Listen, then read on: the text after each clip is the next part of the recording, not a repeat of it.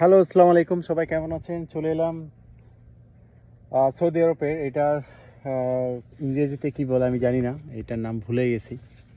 এই হচ্ছে আমাদের বাংলাদেশে টন্ডুল ফল বলে মনে হয়। দেখুন, সৌদি আরবের প্রচুর পরিমাণ মিষ্টি, কিনতে এগুলো প্রচুর মিষ্টি আর প্রচুর ক্যালসিয়াম। এই ফলের ভিতরে প্রচুর পরিমাণ ক্যালসিয়াম। ঠিক আছে, এগুলো খেতে পারলে আপনার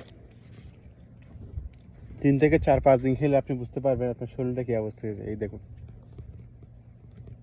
এটা নিলাম, মাশাআল্লাহ, রস একদম ভরপুর। ঠিক আছে, সামনে তো আম বাগান আছে, আম বাগানে একটু যাই।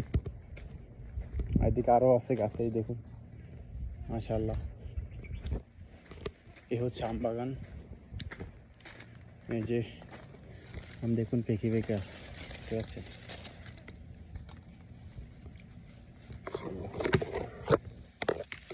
এখানে আরও অনেক আছে।